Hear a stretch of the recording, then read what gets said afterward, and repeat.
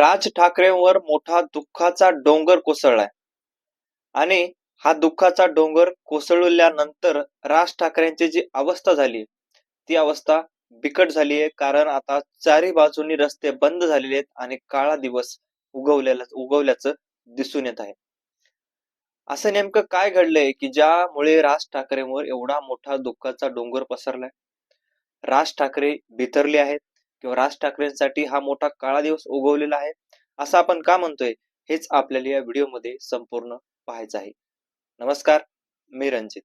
मुद्दा हक्काच्या या चॅनलवर तुम्ही नवीन असाल तर चॅनलला सबस्क्राईब करा, कारण आपल्या चॅनलवर आपण असेच वेगवेगळे विविध माहितीपूर्ण व्हिडिओज खास तुमच्यासाठी घेऊन येत राहत असतो.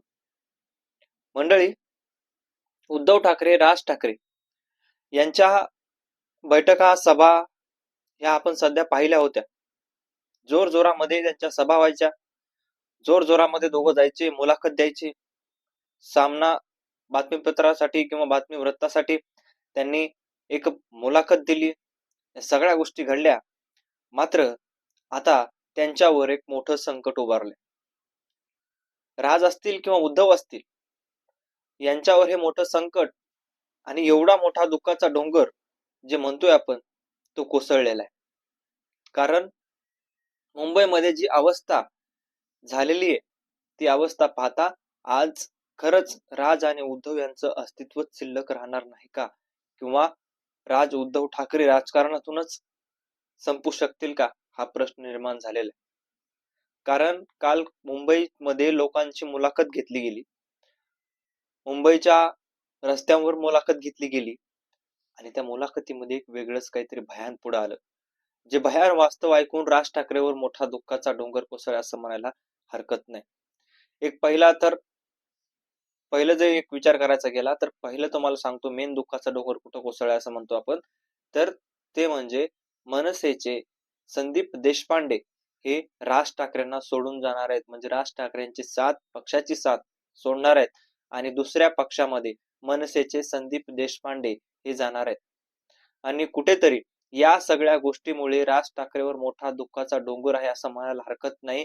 ज्या नेत्याने आजपर्यंत मुंबई महापालिकेवर किंवा मुंबईसाठी काम केलं, मुंबई महापालिकेवर निवडून आणण्यासाठी राज ठाकरेंना प्रयत्न केले आणि वेगवेगळ्या गोष्टीसाठी प्रयत्न केले, तोच नेता आणि कुठेतरी मनसेच्या पडत्या काळामध्ये साथ देणारा नेता संदीप देशपांडे हा राज ठाकरेंना आता सोडून जाणार आहे. मग त्या राज ठाकरेंवर किंवा दुःखाचा डोंगर कोसळणार नाही तर नेमकं काय होणार?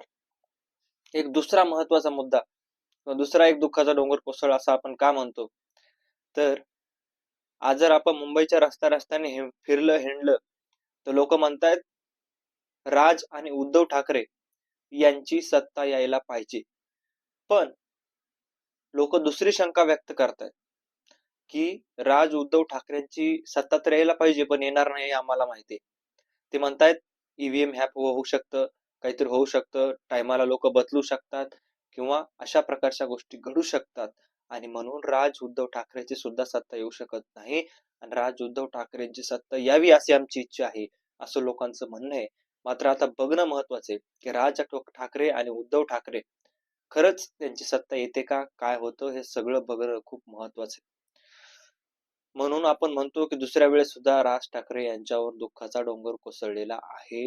कारण या सगळ्या गोष्टी पाहता कुठेतरी नेते याच्या आधी सुद्धा मोठमोठे नेते जे युती नाचायला सोबत होते मात्र ते सोडून गेले नंतर. त्याच्यामुळे कुठेतरी मोठमोठे नेते, मनसेचे नेते सोडून जात आहेत. उद्धव ठाकरे सोबत गेल्यामुळे जात आहेत की त्यांच्या स्वतःच्या स्वार्थामुळे जात आहेत, हे सुद्धा प्रश्न आहेत.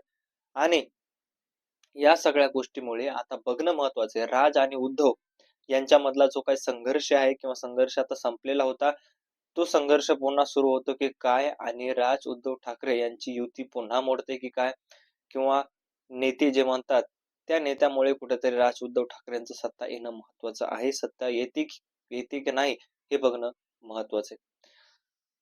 मित्रांनो, तुम्हाला काय वाटतंय या सगळ्या गोष्टीबद्दल? तुमचं मत कमेंट मध्ये नक्की कळवा.